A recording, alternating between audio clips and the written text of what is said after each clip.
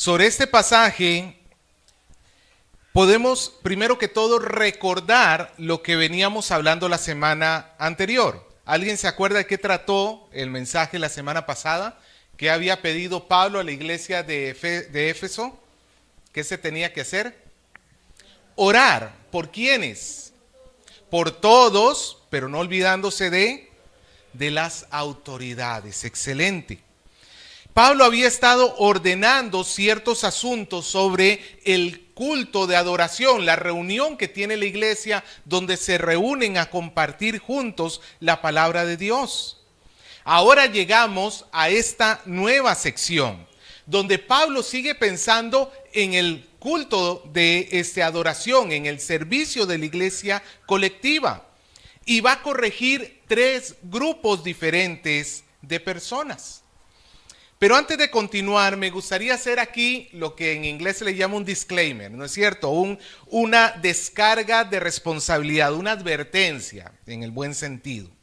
Este texto es muy difícil de interpretar, especialmente los versículos del 11 al 15. La mujer calle en la congregación, no permito que ejerza. Esas cosas son difíciles de interpretar. Para algunos maestros, y muy respetables maestros que yo personalmente los tengo los sigo y los creo verdaderamente verdaderos maestros, tienen una interpretación diferente. Ellos entienden que es una prohibición eterna al liderazgo de la mujer, pero aunque respeto sus argumentos, no estoy de acuerdo. Y voy a argumentar por qué no estoy de acuerdo, obviamente desde el mayor respeto. Tampoco espero que todos los demás, ni siquiera todos ustedes, estén de acuerdo conmigo en lo que les voy a decir, pero al menos espero que considere que hay argumentos bíblicos suficientes como para considerar el liderazgo de la mujer.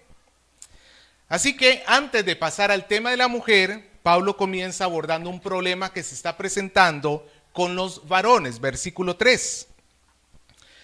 8. Quiero pues que los hombres, aquí está hablando de hombre varón, quiero pues que los hombres oren en todo lugar, levantando manos santas, sin ira ni contienda. Pablo comienza señalando el primer problema que él está observando en la iglesia. Hay hombres orando, pero sin santidad. En ellos hay ira y hay contienda.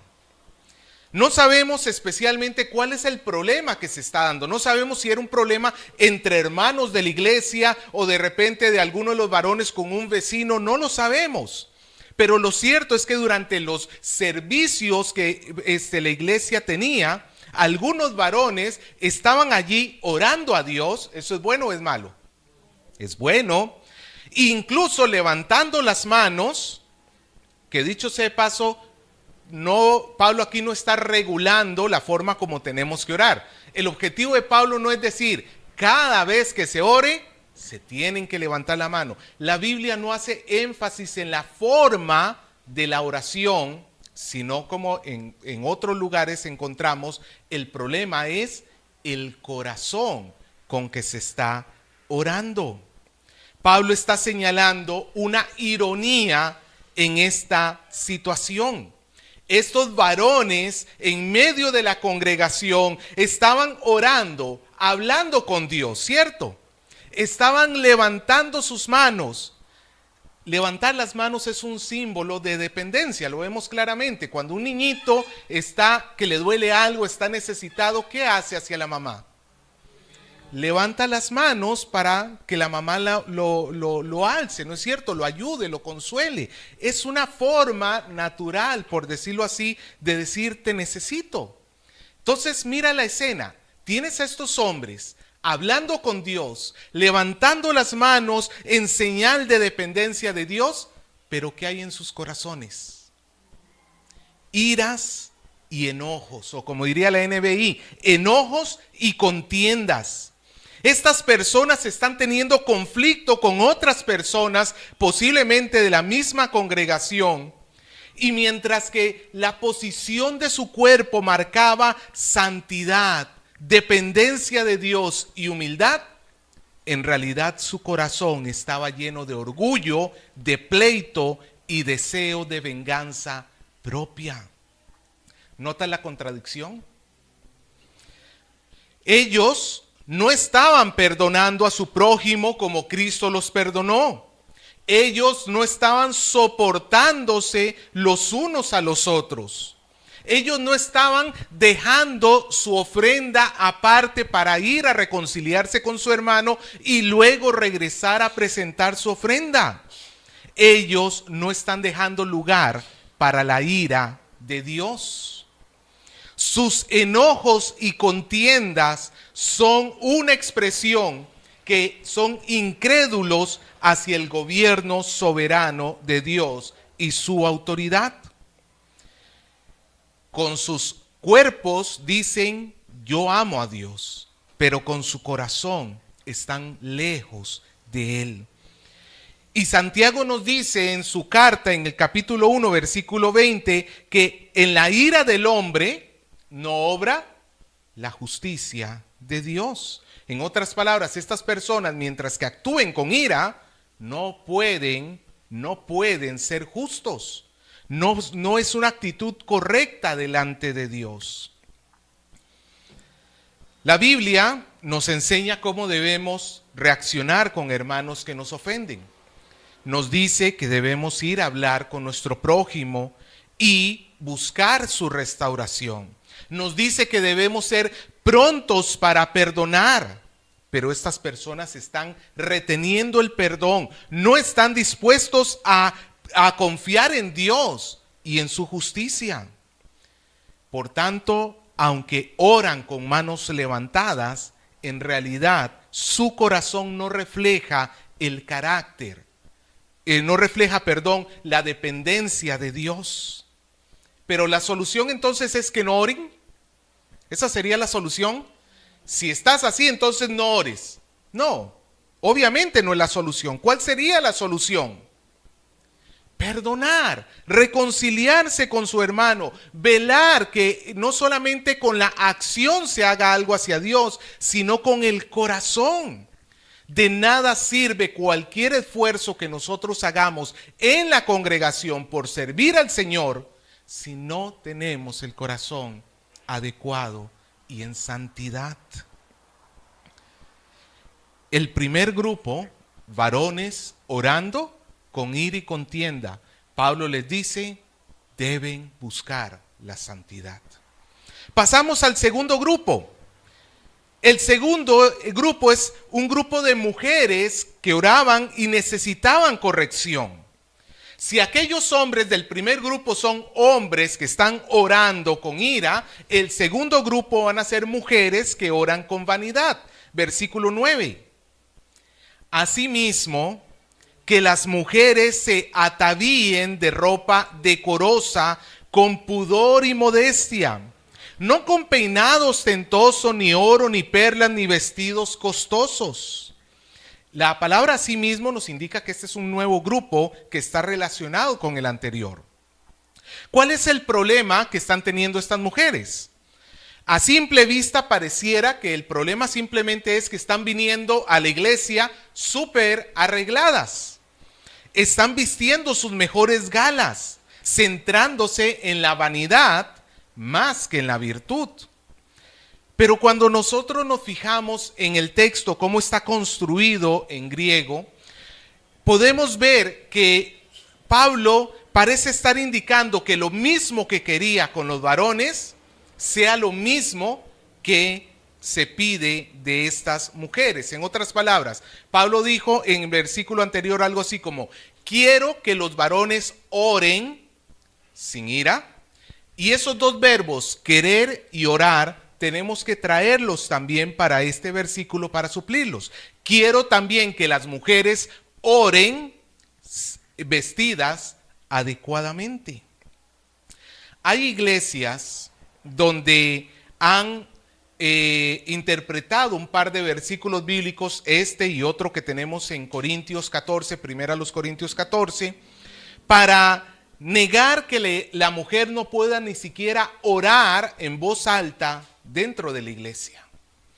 Toman el texto de 1 Corintios 14, versículo 34, que dice: vuestras mujeres callen en las congregaciones porque no les es permitido hablar.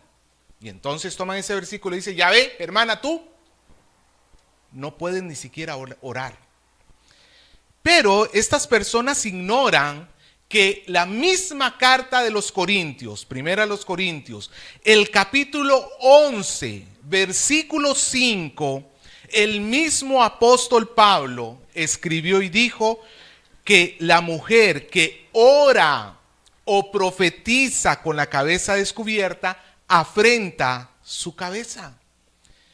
Entonces, en cierta manera podemos estar completamente claros que Pablo está diciendo que la mujer puede orar y profetizar, aunque no entremos en detalle. Este no es un estudio sobre 1 Corintios, no vamos a entrar en detalle qué significaba eso de cabeza descubierta, ni nada de esto, pero es claro que Pablo está diciendo que la mujer puede orar y profetizar dentro de la iglesia.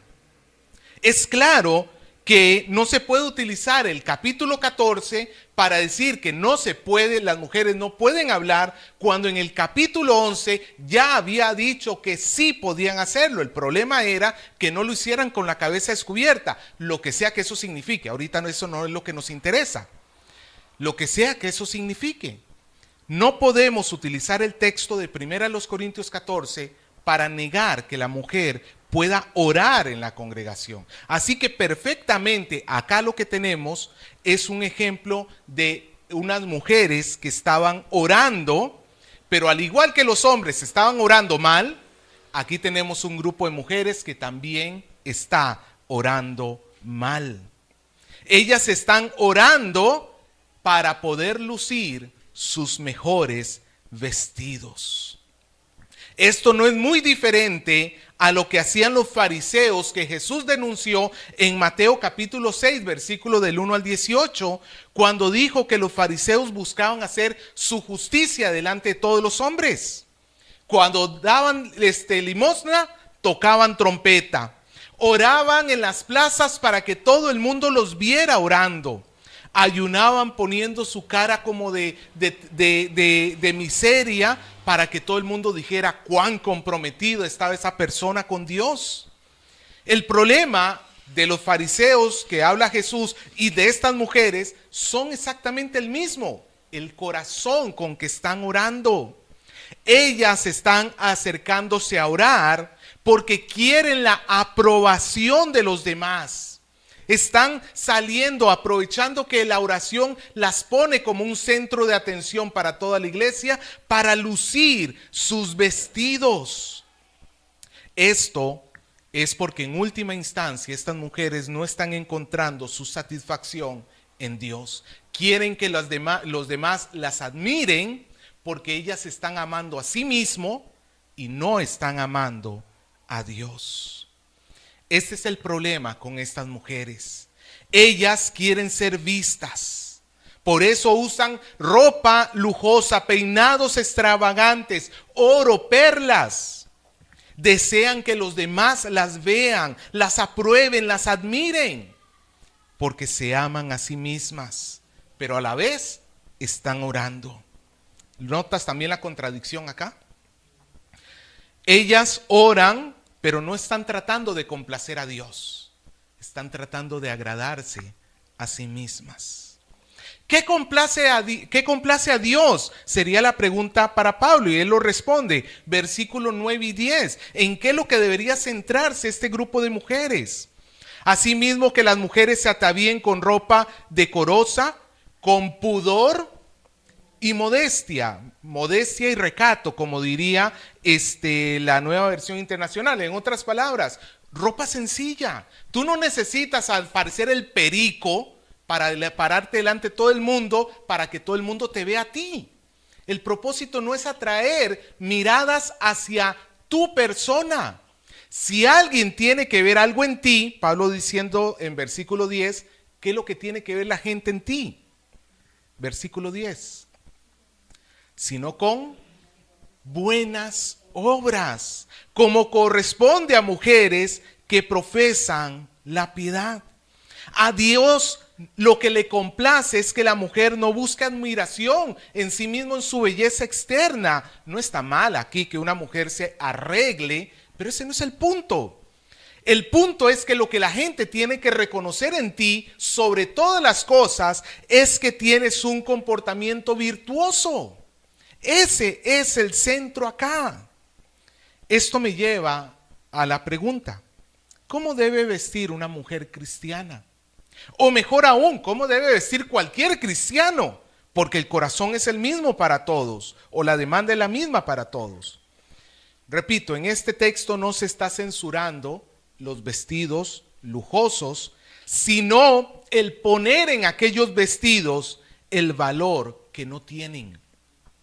El creyente debe buscar que su vestimenta no sea un obstáculo que atraiga miradas más de lo debido. En ese sentido, debemos tener cuidado, por ejemplo, con las ropas ceñidas, que son muy características de nuestra época. Si tú necesitas ceñirte de forma provocativa o necesitas llamar la atención para que todo el mundo te vea, es porque estás buscando la aprobación de los hombres y no la de Dios. Hasta ahora, amado hermano, hemos repasado dos grupos. El primer grupo, varones que están orando con ira. El segundo grupo, ¿quiénes son? Mujeres que están orando con vanidad. Ahora llegamos al tercer grupo, desde el versículo 11 hasta el versículo 15. Versículo 11. La mujer aprenda en silencio con toda sujeción, porque no permito a la mujer enseñar ni ejercer dominio sobre el hombre, sino estar en silencio. Ahora pasamos a la parte más complicada de toda esta sección. Históricamente estos versículos han sido interpretados por un sector de la iglesia bastante radical para prohibir que la mujer pueda tan siquiera de hablar en voz alta dentro de la iglesia en el sentido oficial, o sea, orar o dirigir un culto o menos predicar, por supuesto. Hay otra postura que sostiene que la mujer puede ejercer ministerio entre tanto que esté bajo la autoridad de un hombre. Pero a mí me gustaría argumentar a favor de otra posición. Lo que está sucediendo acá es que Pablo está censurando no a las mujeres, sino a una mujer, o quizás a un grupo de mujeres dentro de esta iglesia. Por dos cosas la estaba censurando: por dominar egoístamente sobre los hombres y, en segundo lugar, por enseñar incorrectamente, en este caso, acerca de Eva y del matrimonio. Pero nuevamente, repito, la posición de quienes piensen diferente es respetable y espero que puedan escuchar esta argumentación que quiero hacer. Inicio observando que en el versículo 9, ¿a quiénes observa Pablo? En el segundo grupo los vimos, las mujeres. Y en el versículo 11, ¿a quién? La mujer. Hay un cambio allí que nos puede llevar a pensar que Pablo está abordando un tercer grupo. ¿Cuál es el problema con esta mujer? Voy a llamarla mujer en individual, aunque puede ser un pequeño grupo de mujeres dentro de la iglesia. ¿Cuál es el problema con esta mujer? Pablo la está reprobando como maestra.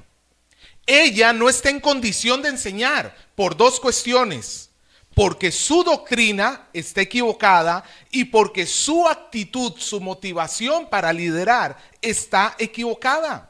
Ella, antes de pararse a enseñar, primero tiene que sentarse y aprender correctamente. Pablo primero pasa a observar la forma como esta mujer ejerce su autoridad. Versículo 12. porque no permito a la mujer enseñar ni ejercer dominio sobre el hombre, sino estar en silencio. Históricamente ese es el texto más utilizado para poder negar el ministerio público. Pero a mí me gustaría centrarme en las dos palabras más importantes que tiene este versículo, que son estos dos verbos, enseñar y ejercer dominio. Ambos sin duda están relacionados. Pablo está hablando de dos acciones, pero no dos acciones separadas, sino que la mujer, cuando está enseñando, al mismo tiempo estaba ejerciendo dominio. Entonces tendríamos que hacernos la pregunta: ¿hay evidencia bíblica de mujeres enseñando a varones dentro de las Escrituras? Y la respuesta es sí. Sí. Hay muchas oportunidades donde ya sean temas cotidianos, por decirlo así, o incluso temas teológicos, y tenemos ejemplos de mujeres que están enseñando a varones. Les menciono unos cuantos. Cuando dos espías querían escapar de Jericó, escucharon las indicaciones de cómo escapar ¿de quién? De Rahab, una mujer. Y ellos no le dijeron, tu silencio, a mí no me dices qué tengo que hacer. No, escucharon, obedecieron e hicieron. Y todavía qué mujer, qué reputación tenía en ese momento. El rey Lemuel de Proverbios 31, no se le quedan cortas las palabras para decir que lo que está escribiendo allí son las palabras de su mamá. Una mujer, por supuesto. También tenemos casos como el que hemos visto antes, de 1 Corintios 11, versículo 5, donde Pablo habla de mujeres que profetizan. Profecía tiene que ver con el ministerio de la palabra. Y luego usted recordará en el libro de Hechos a una mujer llamada Priscila, esposa de Aquila. Y el asunto con Priscila es que ellos escucharon a un hombre llamado Apolos hablar de Cristo, pero a Apolos le faltaban algunas precisiones sobre Cristo. Habían cosas que no entendían.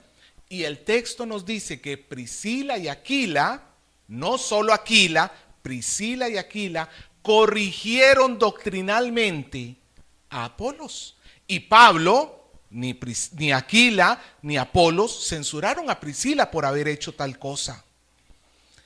Por mencionar otros rápidamente, tenemos a Abigail, que David la escuchó. Tenemos a Ana, que profetizó cuando Jesús nació. Tenemos a Ninfas al final de la carta a los Romanos, donde Pablo saluda a la iglesia en su casa, pero da a entender como que no hay ahí otra autoridad sino Ninfas. O la misma mujer samaritana que Jesús mandó y le dijo que fuera a hablar de él a los suyos. Es claro que en la Biblia tenemos muchos ejemplos que la mujer puede enseñar hombres y ellos no se hicieron problemas.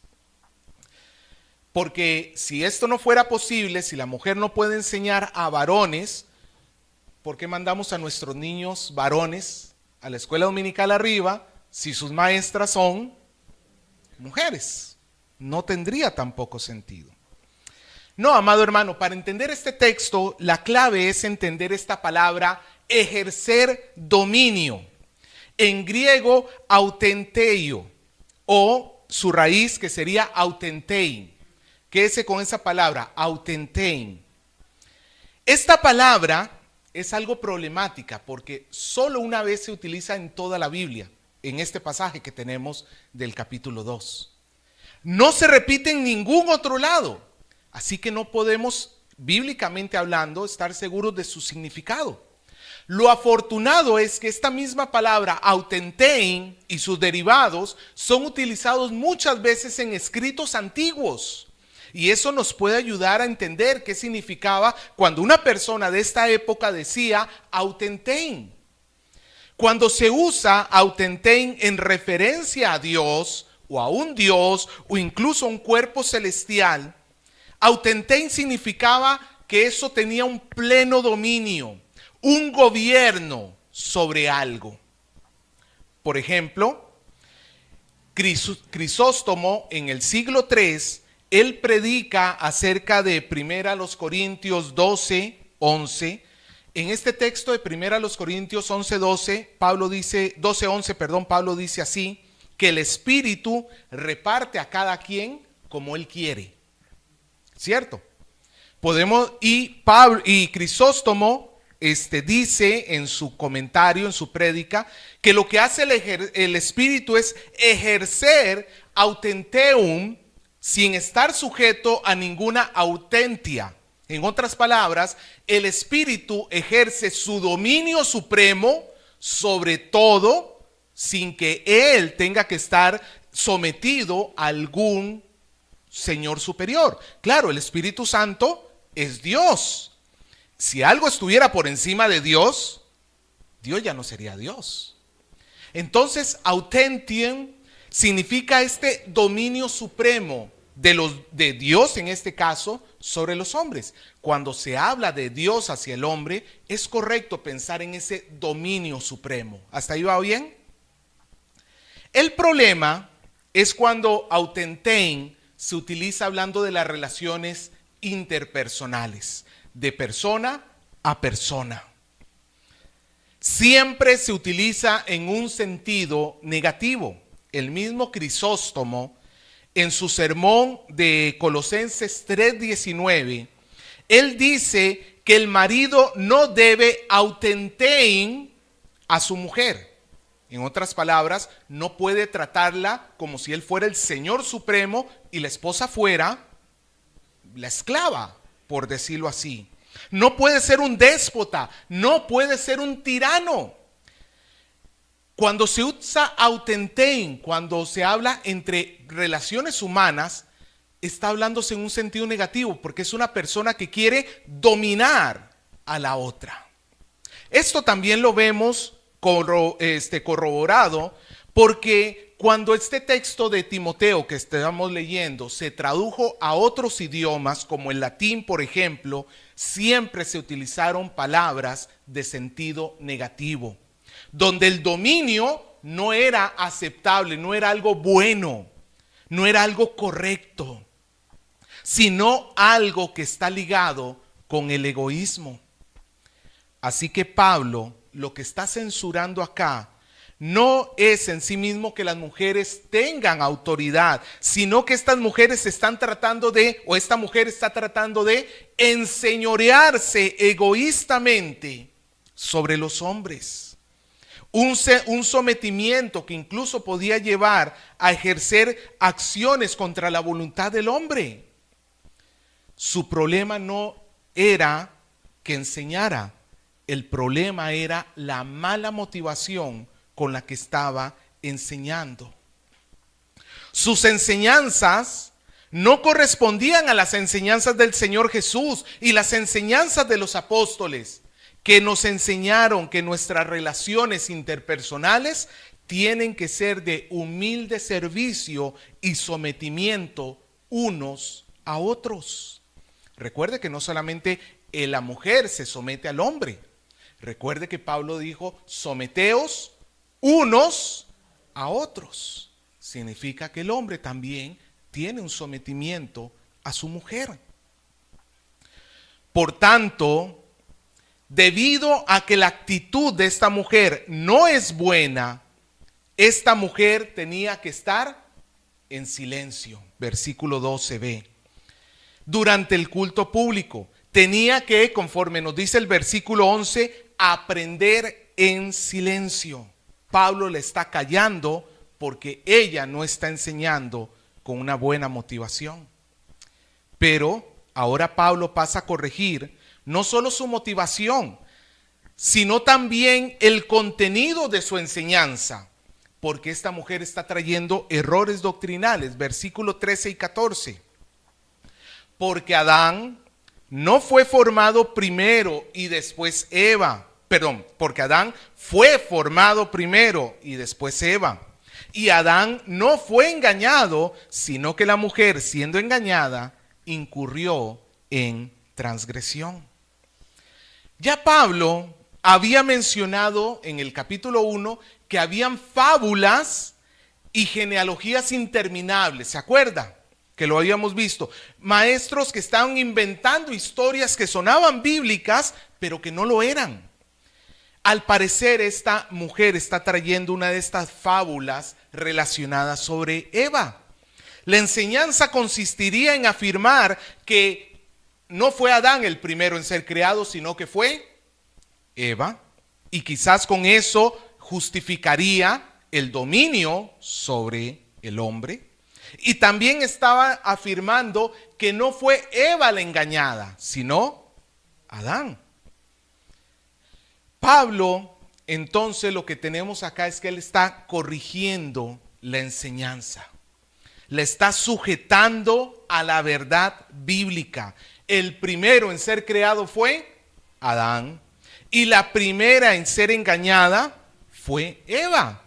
Esto no significa que el hombre tenga que someter egoístamente a la mujer, pero tampoco le valía a ella que ella invirtiera los asuntos para tratar de justificar su mal sometimiento. Hay personas que más bien ven en este texto y dicen, no. Lo que dice Pablo es que la mujer no debe ejercer autoridad porque el hombre fue creado primero y porque la mujer es fácilmente engañada. Amado hermano, no hay evidencia, obviamente hay evidencia bíblica de que el hombre fue creado primero, eso sí, no lo discuto, pero eso no establece nada, y menos que la mujer sea más fácil de engañar que un hombre. Eso no tiene sentido. Encontramos en la Biblia casos de engaño tanto de hombres como de mujeres. En ese sentido, basar toda una doctrina sobre un solo versículo es bastante delicado. Así que quiero aclarar algo muy importante a mis amadas hermanas que sirven al Señor. Y yo sé que más de una de ustedes tiene la duda si se está oponiendo a Dios por ejercer su liderazgo o por enseñar durante el culto. Amadas hermanas, ustedes tienen el derecho de hacerlo. Lo pueden hacer sin ningún tipo de problema. Pero, al igual que cualquier otro que sirva al Señor, tiene que tener cuidado con la motivación con que está sirviendo. Tiene que tener cuidado de que tu motivación central sea el amor a Cristo y a su iglesia. Fuera de eso, puedes servir sin ningún tipo de culpabilidad. Ahora llegamos a lo que a mi parecer es quizás uno de los versículos más difíciles de interpretar de todo este texto y también de la Biblia. Versículo 15. Pero se salvará engendrando hijos si permanece en fe, amor y santificación con modestia. A simple vista pareciera que Pablo está diciendo que la mujer que está enseñando mal, o Eva, o las mujeres en general, se van a salvar por tener hijos. Hay de las que no tuvieron hijos, entonces estarían condenadas al infierno. No, amado hermano. Partamos de dos principios bíblicos para interpretar correctamente. Uno, la Biblia no se contradice a sí misma, ¿cierto? Y dos, los pasajes oscuros que no son fácilmente entendibles, tenemos que entenderlo a la luz de los pasajes fácilmente comprensibles. Así que este pasaje, sea lo que sea que signifique, no puede significar que la mujer para salvarse tiene que dar a luz un hijo. Porque eso involucraría que la salvación es por obras. Y la Biblia enseña claramente que no es así. Aparte que condenaría a las mujeres que por alguna otra razón no pudieron tener hijos. No tiene sentido tal cosa. ¿Qué quiso decir Pablo con esto? Según como lo observo, Pablo lo que está haciendo es corregir otra de las herejías de esa falsa maestra que había sido cautivada por el ascetismo. El ascetismo era esta filosofía y que existe hasta el día de hoy, donde las cosas materiales son malas. El cuerpo es malo, la materia es mala, los placeres son malos. Y por tanto esta mujer al parecer estaría enseñando que la sexualidad y el matrimonio eran malos. Es claro, mira el capítulo 4, versículo 3 conmigo. Es claro que esta idea ya estaba presente en Éfeso. Pablo dice, prohibirán casarse y mandarán abstenerse de alimentos que Dios creó. Es claro que habían personas que ya estaban pensando de esta manera, pensando que no se debían casar, pensando que no deberían comer ciertos alimentos porque esas cosas son pecado. Pero Pablo dice que estas cosas Dios las creó para que las disfrutemos dándole las gracias. Así que cuando Pablo dice, pero se salvará engendrando hijos, tenemos que observar, y aquí es más fácil observar el texto en griego, porque hay una palabrita que no se incluye en la Reina Valera, en otras versiones sí, que dice, literalmente diría algo así, pero se salvará a través de tener hijos, o se salvará por tener hijos. Y usted dirá, pero eso no me resuelve nada. Es que esa misma palabra a través o por se utiliza en otros textos bíblicos que nos pueden ayudar a entender este caso. En Primera de Pedro capítulo 3 versículo 20 y 21, Pablo está hablando del diluvio, de las 8 personas que fueron salvadas en el arca, y dice Pedro literalmente que fueron salvadas por agua. Esa misma la por que tenemos acá, salvados por agua, salvados por tener hijos. No significa que el agua los salvó, sino que significa que fueron salvados a pesar de el peligro que era tener el agua cayendo o la inundación del diluvio. A pesar de ese peligro, ellas fueron salvados por agua, a pesar del agua. Luego, en 1 Corintios, capítulo 3, versículo 15, Pablo utiliza nuevamente un tema muy parecido. Pablo está hablando de los cristianos que se descuidan de su vida espiritual, viven de una manera no correcta y aunque son salvos, en el juicio de sus obras no salen bien. Son salvos, pero su recompensa se pierde, dice Pablo. Y Pablo en esa ocasión dice, él sufrirá pérdida, si bien él mismo será salvo, así como por fuego. En otras palabras, a pesar del fuego del juicio de Dios que está juzgando sus obras y que demostraron ser no hechas en una verdadera manera, de una forma correcta, pero a pesar de ese juicio, aún así esa persona, por su fe en Jesús, es salva. Entonces nótese que cuando Pablo está diciendo aquí, el por significa a pesar de.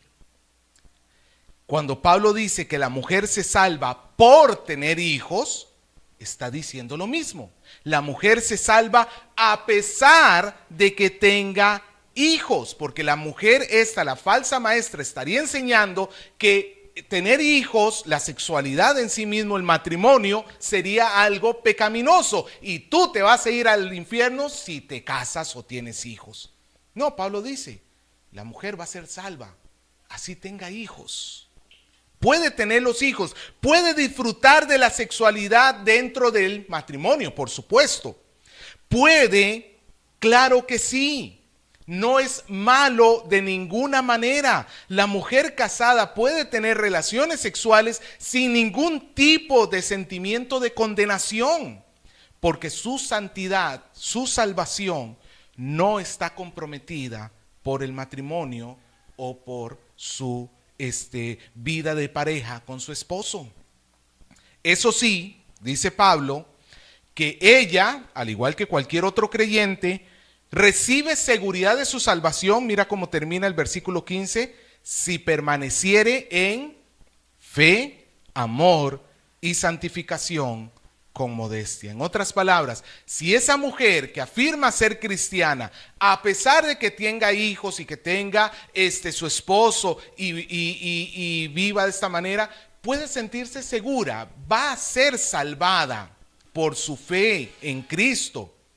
Pero ella tiene que estar viendo en su vida que hay fe, amor y santificación con modestia. Tiene que ver fruto del Espíritu para estar segura. En resumidas cuentas, y ya para terminar, amados hermanos, vemos que Pablo está ordenando a esta mujer. No está diciendo que las mujeres en general tienen que callar, que no tienen derecho a servir, sino que lo que está diciendo es que no se puede servir dentro de la iglesia con el deseo de dominar a otros, y no se puede servir en la iglesia trayendo falsa doctrina a la congregación. Pablo está esperando que la iglesia pueda actuar correctamente. Recordemos, los hombres, ¿qué tenían que hacer aquellos hombres? Orar con santidad en el corazón. Esto es aplicable obviamente a la mujer cristiana. Las mujeres que estaban orando, ¿cómo tenían que hacerlo? No centradas en su exterior, sino preocupándose por tener una vida virtuosa. Obviamente eso también es aplicable a los varones. Y aquella falsa mujer que estaba enseñando, que primero se siente a aprender bien el mensaje del evangelio, porque ni su motivación ni su doctrina es correcta. Quiero que veas esto. La iglesia es el lugar de la verdad.